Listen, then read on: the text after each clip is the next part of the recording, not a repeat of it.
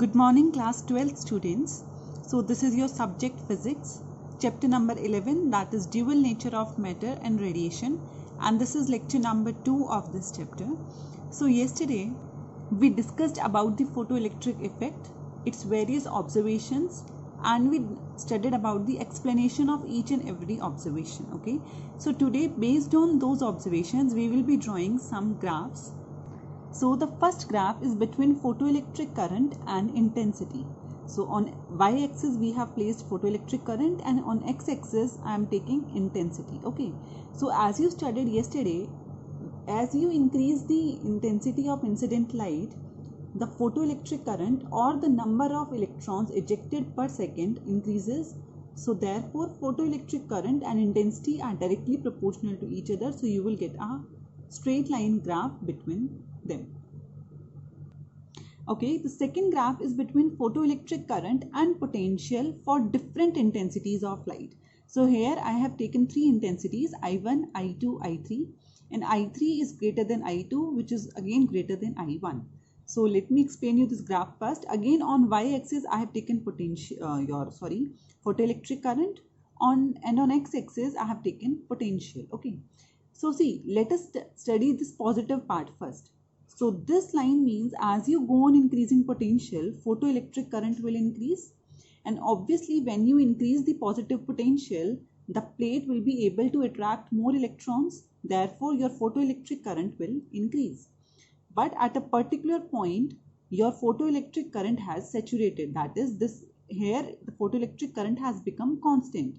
So this region means that all the electrons ejected from the plate are being collected by the collector plate. So as all the electrons are already collected, therefore the photoelectric current will saturate and there will be no effect of increasing potential. Okay, so this was about positive potential. Now if you go in negative region, so as you can see here, this is nothing but stopping potential, and as I told you yesterday, at stopping potential photoelectric current is 0. Okay, so I have taken here three intensities. As it was told you yesterday as well, that potential does not depend on intensity. So as you can see, the value of potential is same for each and every intensity, but as we increase intensity, photoelectric current has increased. So this is the graph between photoelectric current and potential for different intensities of incident light. Okay, so the third graph is between again photoelectric current and potential, but here we are taking different frequencies of incident light instead of different intensities. Okay, so again see, when you have different frequencies, obviously the value of stopping potential will also be different. And as I have taken three frequencies such that nu3 is greater than nu2 is greater than nu1. So as you go on increasing frequency, the stopping potential will become more and more negative. Okay, and one more thing here, as you can see, for each and every frequency, the value of photoelectric current, the saturated photoelectric current is same. That is, there is no effect on photoelectric current due to frequency of incident light. Okay, so for different frequencies, saturated photoelectric current will remain same, but your stopping potential will change. Next graph is between stopping potential and frequency. So on y-axis you have stopping potential and on x-axis we have frequency of incident light. So I am taking two metals, metal A and metal B, and we have plotted graph for that. Okay, so now this nu01 and nu02 are representing the your threshold frequencies for metal A and metal B respectively. Okay, so again stopping potential increases with the increase in frequency as I told you in third graph. So therefore we have a straight line graph. Okay, now as you can clearly see here, at threshold frequency stopping potential has become 0. So you can define your threshold frequency like this also, that at your threshold frequency value of stopping potential becomes 0, or you can say below threshold frequency there is no ejection of photoelectrons. Okay, so now if we go in this region, as you can see, I have marked the intercept on potential axis. So the intercept on the potential axis is nothing but work function upon charge of electron. So therefore you can say work function upon E is nothing but intercept on your potential axis. And again, see, if this is the intercept on potential axis, that means its unit should be of potential only. So try to do it yourself. Find the unit of this quantity that will come equal to the units of potential only. Okay. Again, we have another metal B, which has a threshold frequency of nu naught 2. Again, you will get a straight line graph between stopping potential and frequency, and you will get an intercept like this. Okay, so from here you can see, as you increase the threshold frequency, your work function has also increased. So, or you can put it like this: higher the work function, the greater will be the value of threshold frequency for the metal. Next graph is between maximum kinetic energy of electrons and frequency of incident light. Okay, so again, this is your frequency, this is your kinetic energy maximum, and nu naught is the your threshold frequency. So again, as you know, the maximum kinetic energy of electrons increases with increase in frequency.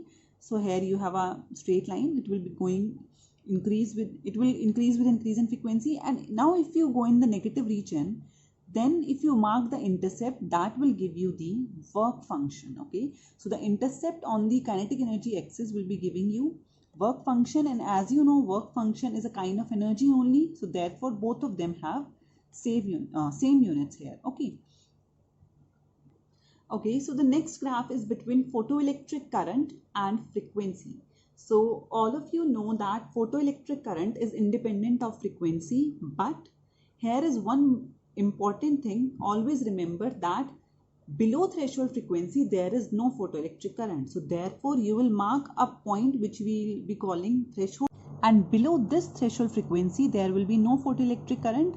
So we will be starting the graph with this point only, and after that it will become independent of frequency. Again, the graph between stopping potential and intensity. Again, stopping potential is completely independent of intensity of light, so it will remain constant throughout.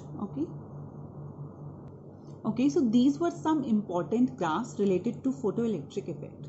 Now up till here you have studied in previous your chapter, you have studied polarization, interference, diffraction, and all those were based on wave nature of light. And in this chapter you have studied photoelectric effect, which is based on particle nature of light. So we can say light sometimes behaves as of wave nature and sometimes behaves as of having particle nature, that is, the radiation or the light has dual nature, both wave nature as well as particle nature. Now we will be starting with de Broglie waves. Okay, so de Broglie suggested that moving material particle also has dual nature. Okay, why it was suggested? It was said because nature loves symmetry, and because radiation is having dual nature, therefore moving material particle will also have dual nature, and the waves associated with the moving particle were given a name which was called de Broglie wavelength, or you can say de Broglie waves. Okay, so de Broglie waves are those waves which are associated with a moving particle, and there was a formula given by de Broglie for the de Broglie wavelength, which is Planck's constant upon momentum of the moving particle. So as you know, momentum of a moving particle can be written as mv. So this is linear momentum. So lambda can be written as h upon mv, and this is nothing but de Broglie wavelength. Here m is the mass of moving particle, v is the velocity of moving particle, and h is Planck's constant, which is 6.63 into 10 to the power minus 34 joules second. Okay, now let us do the derivation of this. So for the derivation of de Broglie wavelength, now as you know, the energy associated with the photon is given by E is equals to h nu. So mark it first equation. Now if we suppose the photon to be a particle, okay, so if you are supposing it to be a particle, now according to Einstein's mass energy equation, E was given by mc square, where m is your m is the mass of photon, E is the energy, and your c is the velocity of photon. Okay, so obviously these two energies can be put equal, that is h nu is equals to mc square. From here, m will come to be h nu upon c square. Mark it, third equation. Now, as you know, linear momentum is given by the product of mass and velocity. So from third equation, put the value of mass, that is h nu upon c square into v. And as photons travel with the velocity of light only, that is c only, so we can put v as c only. So putting it equal to c, p will come to be h nu by c. And as you know, nu is c by lambda, or you can say nu by c will come to be 1 by lambda. So nu by c will be 1 by lambda, or from here lambda will come to be h upon p or h upon mv. So this is the proof of de Broglie wavelength. From here you can conclude if velocity is 0, that is h upon mv, if velocity is 0, de Broglie wavelength will become infinite, and if velocity is infinite, the de Broglie wavelength will become 0. Okay, so one more thing was suggested by de Broglie, that de Broglie waves are independent of charge. So therefore it was concluded that de Broglie wavelengths cannot be electromagnetic in nature, because as you have studied in previous chapters that electromagnetic waves are produced by the motion of charged particles, and because de Broglie wavelengths are independent of charge, therefore they cannot be electromagnetic in nature. Next topic is relation between de Broglie wavelength and temperature. So for that, first of all, let us write down the equation of kinetic energy, which we all are aware of, that is half mv square. Mark it, first equation. Okay. Now from the kinetic theory of gases, which you have studied in 11th class, there we have did that average kinetic energy of a particle at a temperature T is given by 3 by 2 kBT, where kB is your Boltzmann constant. So putting these two energies equal, you will get half mv square is equals to 3 by 2 kBT. Now multiplying by mass on both the sides, you will get half m square v square equal to 3 by 2 m kBT. From here, this 2 will cancel out. So if you will calculate mv, that will come to be under root 3 m kBT.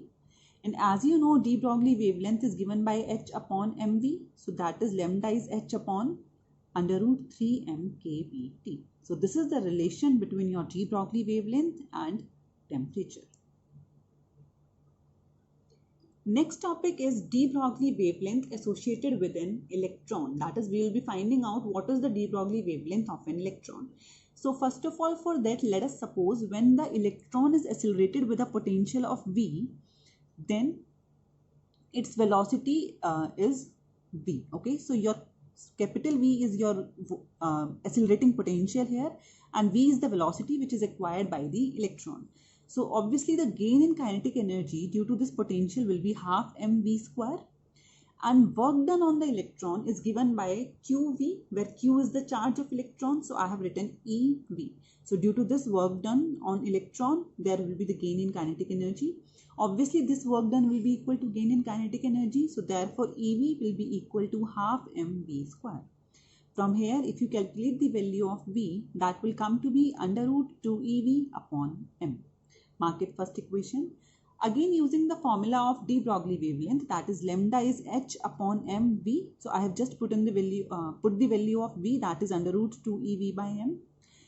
Okay, so solving it, you will get an h upon under root 2 m ev. So this is the de Broglie wavelength associated with an electron. And to write it in more simpler form, see, we know the value of h, we know the mass of electron, we know the charge of electron. Putting all these values and keeping v keeping v as it is, when you will solve it, you will get lambda will come to be 12.27 upon under root v angstrom. That is, if in any question, if you are given value of volt or your potential in volts, you can directly put the value of volt here, and you will get the de Broglie wavelength associated with the electron in angstroms, that is 12.27 upon under root v angstroms. Okay students, so after going through today's lecture, you can do question number 1 to 10. All the questions are just formula based questions, so I hope you will be able to solve all the questions. Thank you.